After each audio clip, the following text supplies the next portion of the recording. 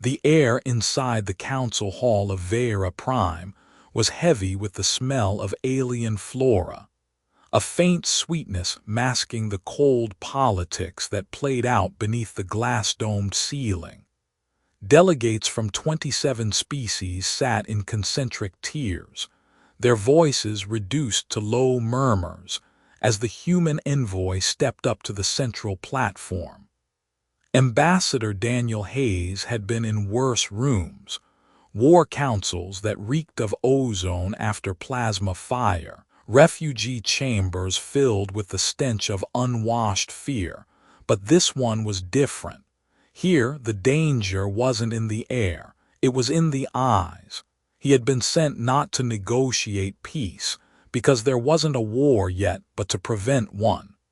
The Thalver Dominion had been testing borders, pushing into disputed systems, their ships accidentally crossing defense perimeters. The Council wanted restraint. Washington wanted proof of intent. Hayes wanted to keep another generation from fighting in cold space. The cameras hovering above the floor blinked red as the chairperson called for recess. Hayes checked his wrist display. Secure channels were dead, just as they always were on Vera Prime. A subtle little reminder, here, the Council controlled the air you breathed and the words you spoke. He gathered his data pads and moved toward the delegates' lounge. That was when the light shifted. The hall's crystalline walls dimmed in a way no environmental system had ever done before, like the whole building was blinking. Hayes glanced toward the nearest guard, a towering Thalver in ceremonial armor, just as the alien moved. It was fast, practiced, and absolute. The guard's halberd wasn't ornamental. It cracked against the floor, releasing a pulse that made Hayes's vision swim. Another guard appeared from the opposite side, and before the human could reach for his sidearm, the pulse hit again. Darkness rolled in like cold water. He woke not to the smell of alien flowers but metal. Harsh, recycled air rasped against his lungs. His wrists were bound with something that wasn't metal but felt like it had memory. Each twitch made it tighter. He was in a small compartment, curved walls humming softly, no visible door, no viewport. A voice came through the walls, speaking flawless English with an accent that wasn't human. Ambassador Hayes, you are now a guest of the Thalver Dominion. You will be treated with respect, provided your government complies. He swallowed, forcing his voice steady. And if it doesn't, the answer came like a knife sliding over glass. Then you will be an example. On Earth, the news hit in fragments. A leak from a council staffer. Grainy security footage showing Hayes walking between two Thalver guards, his face calm, his posture rigid. The official statement from the Dominion was swift. Hayes would be released only if the United States, and by extension, all of humanity, relinquished claims to 3 resource-rich systems in the Kalari Corridor. Systems humanity had bled for, fought pirates for, and rebuilt from nothing. The Galactic Council urged restraint. Their communique was almost smug. It is better to sacrifice one life than risk the lives of billions. In their calculus, the equation was simple. In Washington, it was unacceptable. The president's words were brief, and they carried the weight of centuries. We do not abandon our own. That sentence went out across the Sol net and then, thanks to a dozen sympathetic broadcasters, across the wider galactic mesh. On a clear night in Nairobi, in the neon rain of New Chicago, in the frozen outposts of Titan, people heard it and felt it. A promise. A line in the stars. Admiral Reeve was in the Fleet Command War Room when the order came down. He was a tall man, his hair the color of gunmetal, eyes sharper than most sensors. The dossier was placed in front of him. Hayes's capture, the Dominion's demands, the Council's advice to comply. Reeve read it once, then closed it. "They want to test us," he said quietly. "So we show them the answer." The USS Resolute had been built for deep strike operations, long-range drives, redundant hull layers, weapons arrays that could be reconfigured mid-battle. It had never been used for a mission like this. The target was deep inside Dominion space, past fortified choke points and layered sensor grids. But that was where the ambassador was, so that was where they would go. In the Resolute's hangar, crew worked in silence, their movements fast and precise. Boarding craft were stripped to essentials. Supply bays were converted into med stations. Weapon lockers were overstocked with everything from coil rifles to breaching charges. Nobody asked why. Nobody needed to. Reeve walked the length of the main deck, speaking to no one, yet everyone felt the presence. He stopped by the comms pit where Lieutenant Naylor was verifying encryption keys. "How long until we're ready?" Reeve asked. 4 hours, Admiral," Naylor replied, "if we cut some safety checks." "We don't cut safety," Reeve said, his tone level. "We do this right or we don't do it at all." The launch was not announced. There were no public statements, no news feeds allowed aboard. The Resolute slid out of dock like a shadow leaving a darker shadow, her hull lights cold and dimmed. On the bridge, Reeve gave the only order that mattered. "Set course for Thalver space. Direct." Naylor hesitated. "That's through the Black Rift." "Sir, Dominion patrols." "That's where they'll expect us least," Reeve said. His voice dropped and every crew member on the bridge leaned in to hear it. "They came for one of ours, we're going for him." The jump drive's core spun up, a deep thrum that seemed to enter bone. Outside the viewport, the stars elongated, smeared into threads of light. Somewhere in the darkness ahead was a prison cell, a single man, and a message the Dominion thought it could write in fear. The Resolute was going to rewrite it in fire. As the ship tore into hyperspace, the bridge screens shifted to encrypted mode. A single line of text pulsed in deep crimson at the top of every display. "No one left behind." The first minutes after a jump were always the most dangerous.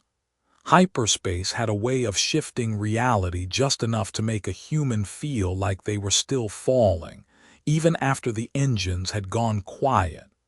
On the USS Resolute's bridge, there was no time for the crew to shake it off. Dominion space lay ahead, uncharted by human navigators in any official capacity, riddled with sensor webs and accidental minefields.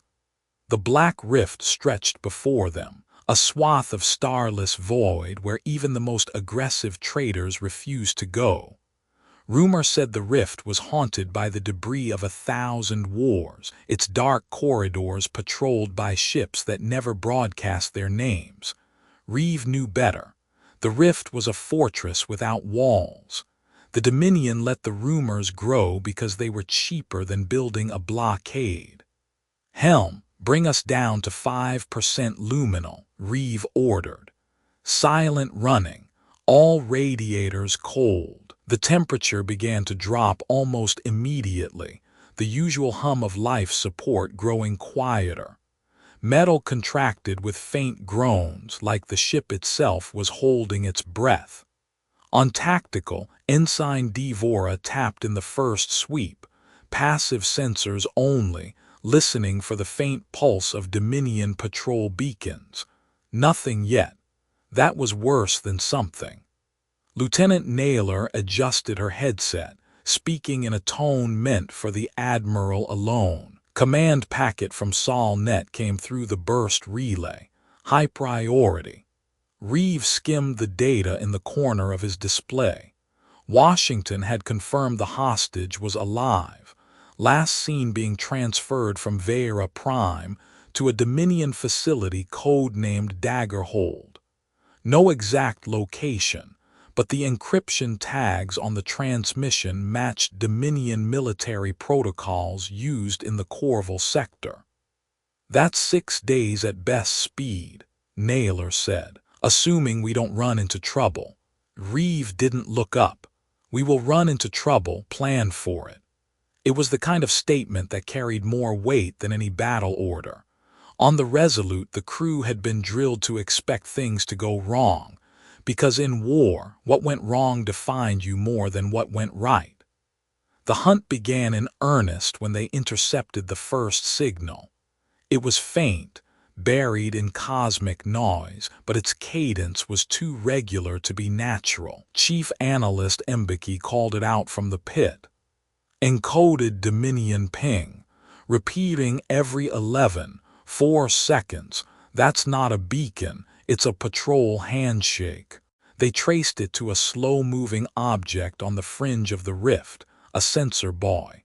Its job was simple: notice what didn't belong and scream about it. "Options?" Reeve asked. 3, Devora said. 1, we avoid it, adds 14 hours. 2, we jam it, tells the Dominion something's here. 3, we get close enough to rewrite its logs. 3, Reeve decided, but we don't get caught. The operation was surgical. A drone, no bigger than a child's bicycle, launched from the Resolute's ventral bay, drifting on compressed gas to keep its profile low. It latched onto the buoy, injected a false timeline of harmless space traffic, and detached. When the buoy checked its own logs, it found nothing to report. "That's our first tripwire," Reeve said. "They'll have more." They did. Over the next 2 days, the Resolute threaded through the rift like a knife finding seams in armor. Each time they found a Dominion sensor, they decided, bypass or blind.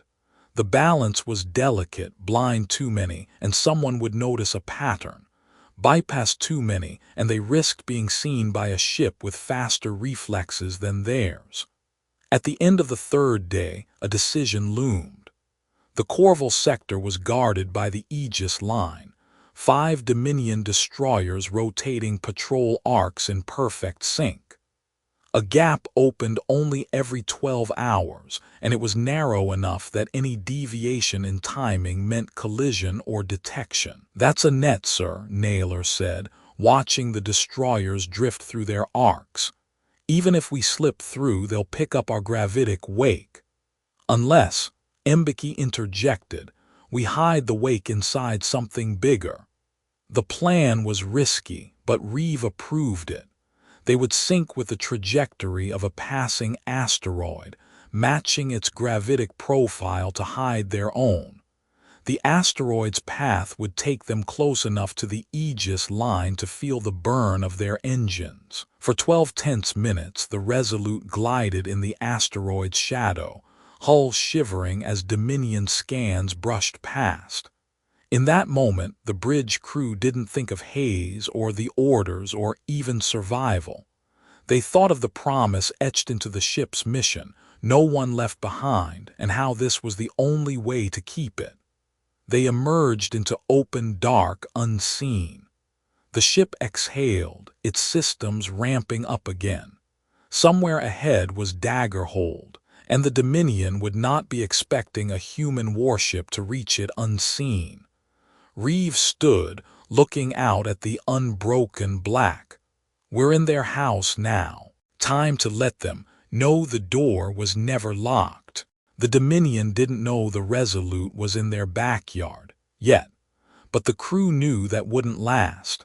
Every fortress had its cracks, and every hunter left tracks if you knew where to look. The key was to find them before the prey realized it was being stalked. The first lead came from an intercepted courier ping. Low power, tight beam transmission, aimed from the edge of the Corval sector toward an inner system. It carried a Dominion encryption stamp and a data packet that was too small for logistics, too large for personal traffic. Whatever it was moving fast. "Origin point matches an outpost on Corval 9, Mbeki reported. Population negligible. military presence, one corvette, one sensor array, not on any council maps. That's our first target, Reeves said.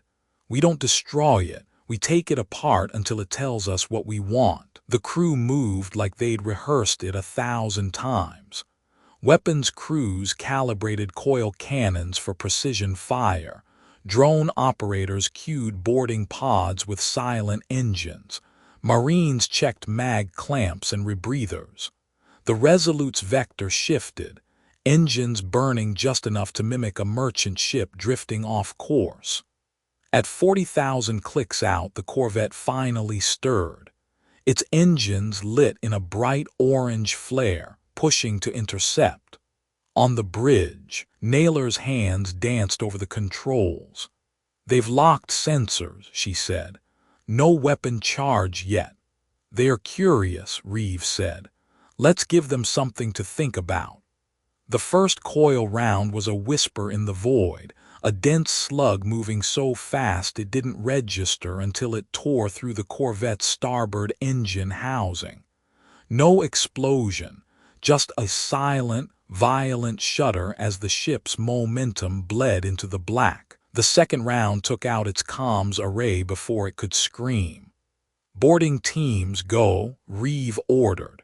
The pods detached like seeds on the wind, drifting across the gap until their mag clamps bit into the Corvette's hull.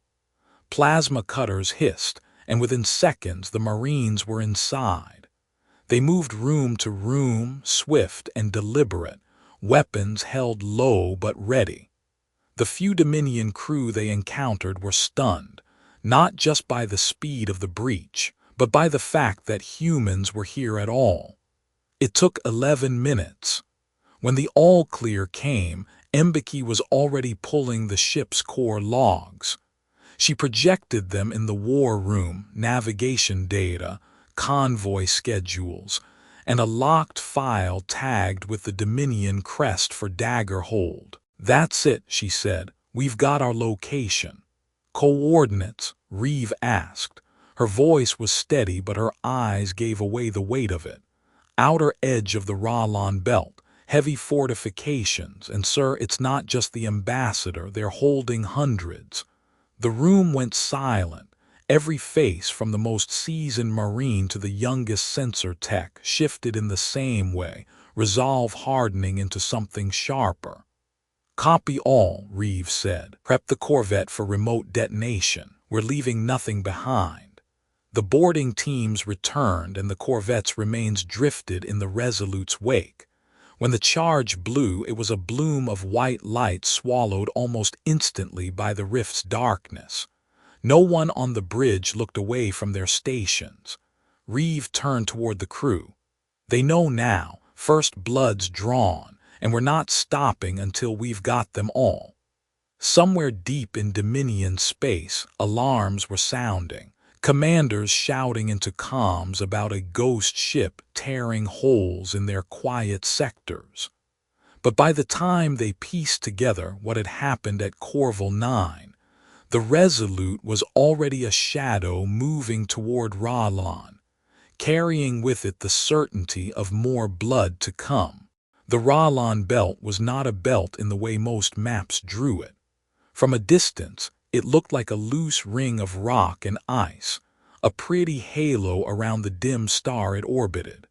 Up close, it was a labyrinth, thousands of tumbling fragments from dust-speck shards to mountains the size of cities, all locked in a gravitational ballet that changed by the hour. The Dominion called this stretch the Maw, not because it devoured ships, but because the ones it took were never seen again. USS Resolute drifted at the belt's edge, its running lights dead, hull temperature matched to background space. The crew stood at their stations in a silence that felt like the vacuum outside. Sensors painted the asteroids in ghostly wireframes, lines of movement so tangled it was impossible to see a clear path more than a few clicks ahead. "The Maw's central drift window opens in 9 hours, Naylor said quietly. "If we miss it, The gravitational shear will make another attempt impossible for 21 days. We won't miss it, Reeve replied. His voice was calm, but it carried the kind of weight that made people straighten in their chairs. Plot the course. No autopilot, manual thread. That last order sent a murmur through the helm crew.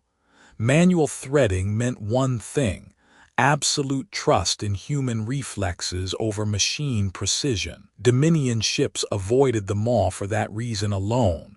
They trusted their algorithms too much. The entry was slow.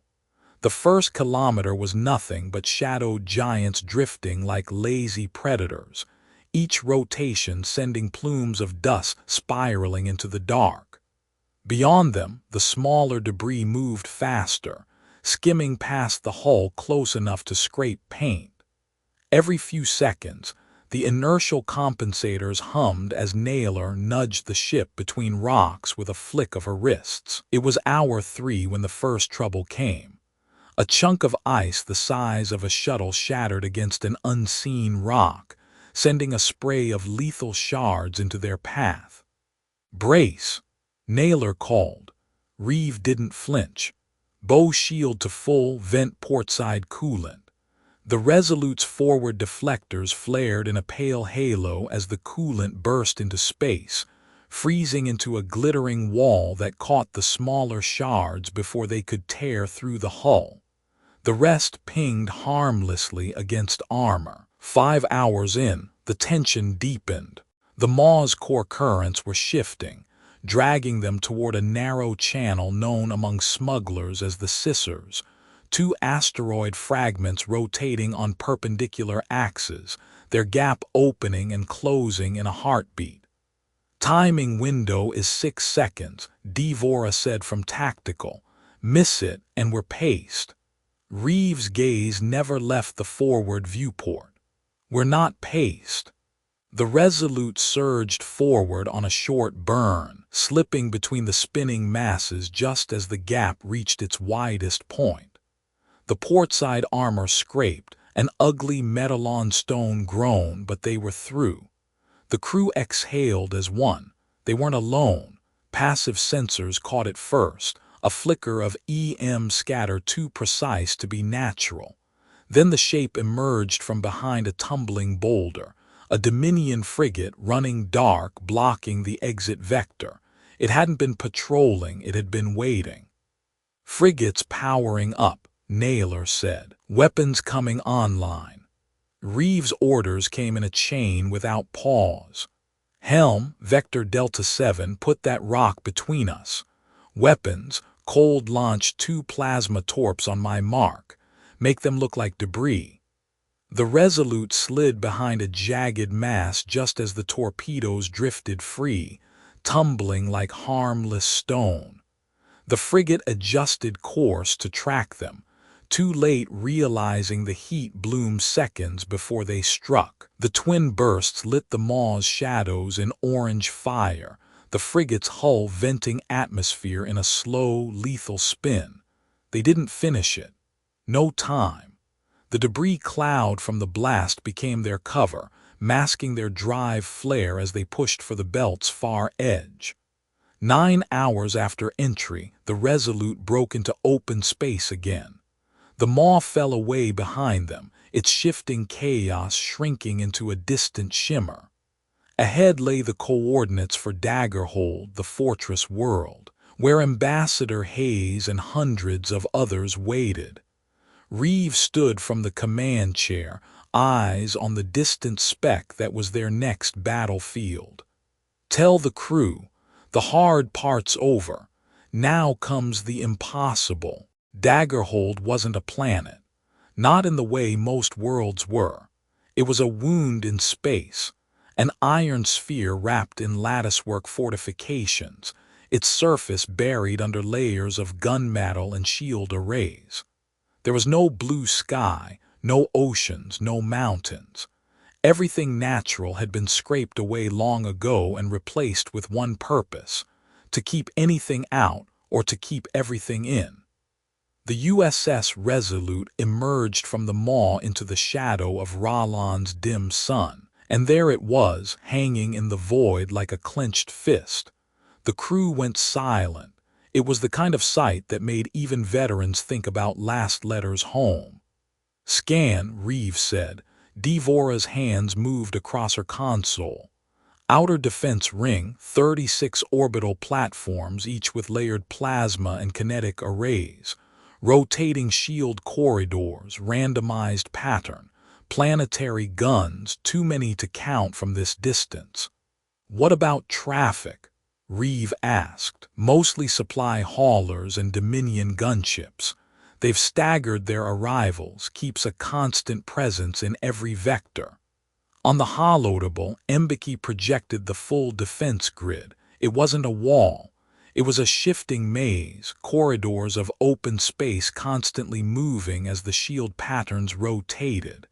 Any assault force would be split up before they even reached low orbit, and then torn apart by crossfire. Naylor looked at it for a long moment. "Sir, if this was a war game, I'd call it unwinnable." "That's why they built it this way," Reeves said, "so everyone would think that.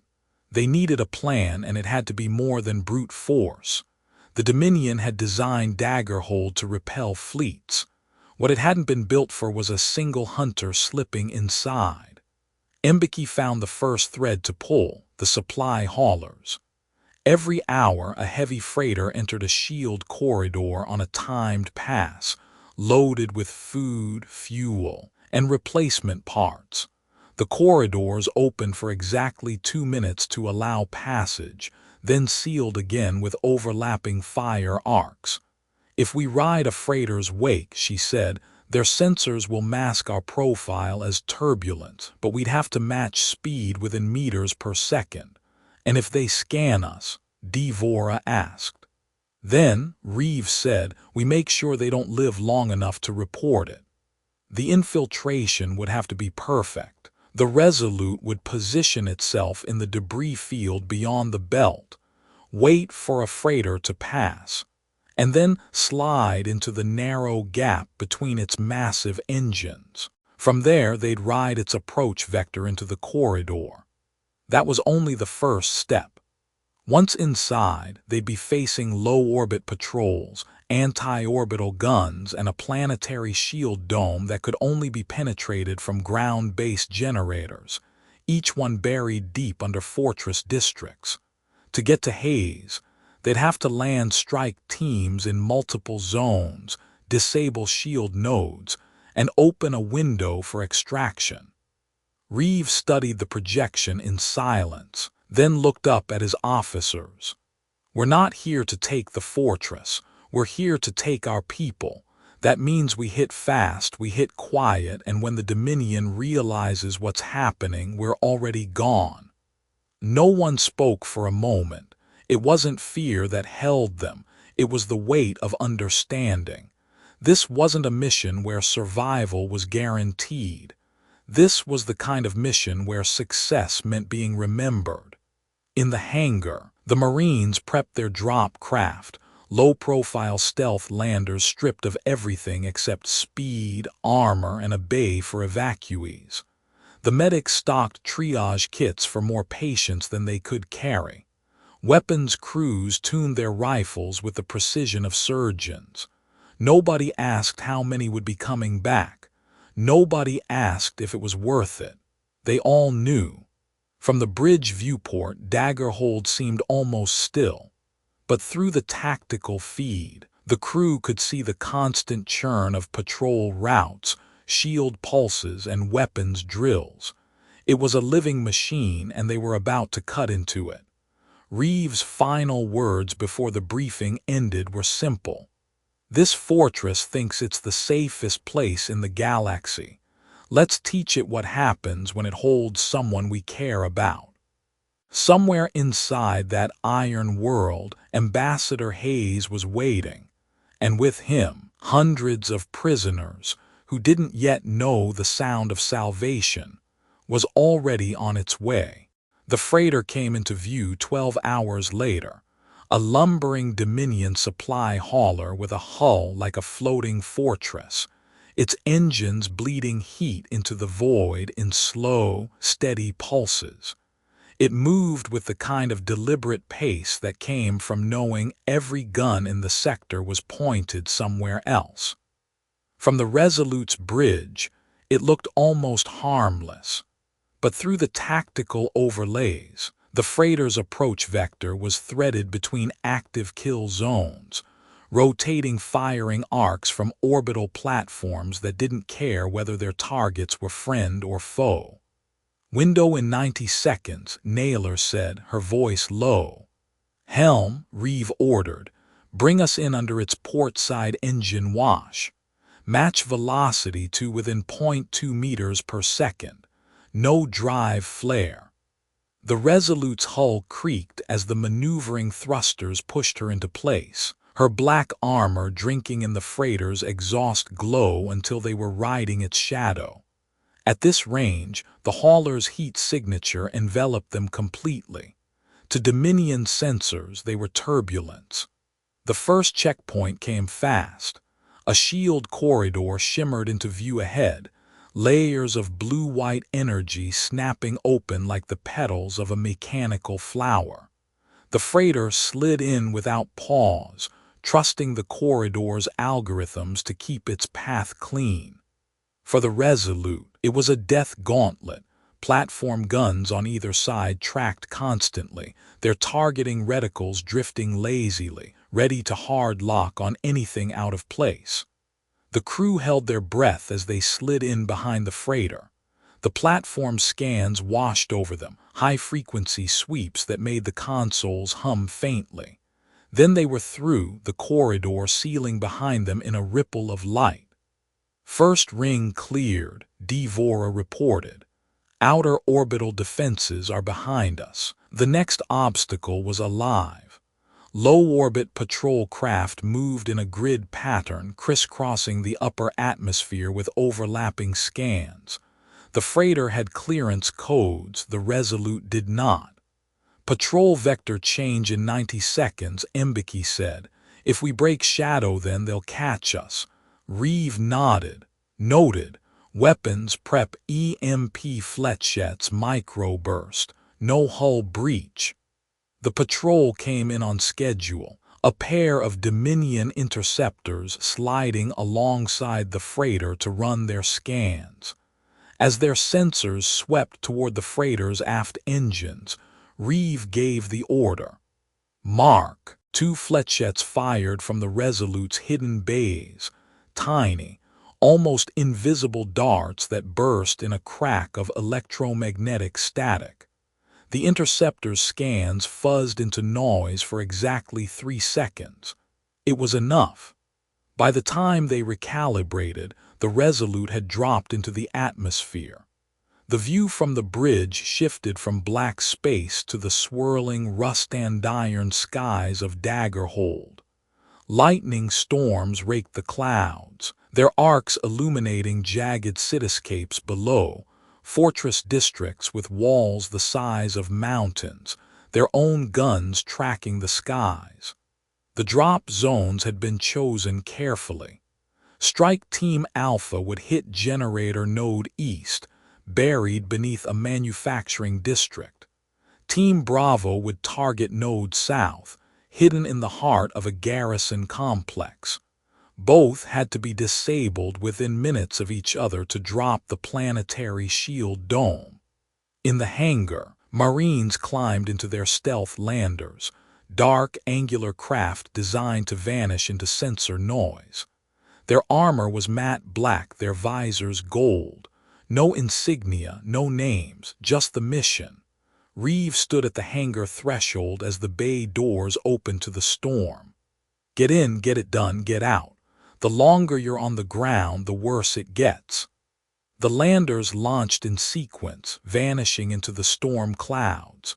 On the bridge, Devora tracked them on encrypted telemetry, her jaw tight. Each icon on her display wasn't just a craft. It was a set of lives entrusted to the Resolute. Within minutes, the first contact reports came in. Alpha was in the district, already moving through the alleys toward the generator's substation entrance. Bravo was pinned 2 blocks from their target, Dominion heavy infantry locking down the street. Bravo requests drone support, Devora said. Give it to them, Reeve replied, and tell Alpha they're going to have to buy Bravo their shot. The operation was no longer clean. It was becoming what every rescue in enemy territory eventually became: chaos, measured in heartbeats. But the crews on the ground kept moving, every step pulling them closer to the moment when the shield would fall and the Resolute could punch through for extraction. And when that moment came, the Dominion would learn what it meant to invite the lion into its own jaws. The storm over Daggerhold roared like a living thing, lightning forking across the sky in blinding white veins. From orbit, the planetary shield shimmered faintly, a dome of refracted light so vast it seemed part of the atmosphere itself. Behind that barrier, the Dominion's fortress heart still beat, confident that no enemy could breach its iron skin. Strike Team Alpha was the first to make their move. Lieutenant Harlan's voice came through the comms, low but steady despite the chaos in the background. We're at the substation entrance. Dominion patrols are heavy, but we've got the codes from the Corvette logs. Breaching now. On the Resolute's bridge, every crew member leaned in just slightly toward their stations, listening to the clipped chatter of soldiers fighting for inches of ground. A sharp burst of static cut across the channel, followed by the hiss of a thermite charge burning through reinforced plating. Alpha inside, Harlan reported, setting charges. 2 districts away, Team Bravo was in a different kind of fight. They'd drawn the heavier response, pinned in the narrow corridors of a garrison complex. Sergeant Kova's voice came ragged over the comm. We're moving, but they've got drones in the air, requesting precision strike rooftop grid 7 Alpha. Confirming, Devora said from tactical, strike package away. The Resolute's drone bay came alive, silent black shapes detaching from orbit and knifing into the atmosphere. They skimmed rooftops, sensors locked on the Dominion drone cluster harassing Bravo's flank. In one smooth pass, they unleashed a curtain of micro-missiles. The explosions lit the storm clouds from below, shattering the pursuit. Bravo moving again, Kova reported. We'll be at the node in 3 mics. Reeves' eyes tracked the timing in his head. Both teams had to hit their targets within seconds of each other. Drop one shield node early, and the Dominion's auto-calibration would reroute power before the second could fall. Alpha reached their generator first. Through the helmet cams, the crew saw the massive machinery, a cathedral of humming conduits and pulsing light buried deep beneath the city. The charges went up in a neat line along the primary conduits, each one tuned to overload rather than simply destroy. Ready on your go, Bravo, Harlan said. Bravo's final approach was pure violence. Kova's Marines crashed through the garrison's central plaza under covering fire from lander-mounted railguns, every shot punching through barricades and scattering Dominion infantry. They reached the node bunker with 40 seconds left on the sync clock. Charges set, Kova panted, standing by. Reeves' voice was calm in their ears. Mark. The detonations came almost as 1-2 deep seismic thuds that rolled through the city's bones. In orbit, the shield dome rippled violently, its surface fragmenting into jagged shards of light before collapsing entirely. For the first time in decades, Daggerhold's sky was open. Shield is down, Devora called. We have a window 9 minutes before the Dominion's redundancies kick in. Reeve didn't hesitate. Bring us in. All batteries hot. The Resolute dove from orbit like a predator breaking the surface. Plasma bursts from the fortress guns clawed at the air around her, but her forward shields held. The ship's main coil batteries roared to life, cutting swaths through the orbital defense grid as she punched into low atmosphere. From the ground, the prisoners saw it first, a black shape knifing through the storm, engines screaming defiance. For those who had given up hope, it was the sound of something impossible becoming real. The landers launched again, this time loaded for evacuation. Marines hit the detention sectors in tight, violent pushes, blowing open gates and herding prisoners toward the pickup points. The Dominion's counterattack was immediate, gunships sweeping in from the fortress spires, armored columns grinding through the rain-slick streets. But the humans didn't break. Every second of the extraction was paid for in precision fire and stubborn resistance. Overhead, the Resolute's rail batteries shredded a squadron of incoming interceptors, buying the landers precious minutes. By the 7th minute, both extraction zones were collapsing inward, Marines falling back under heavy fire.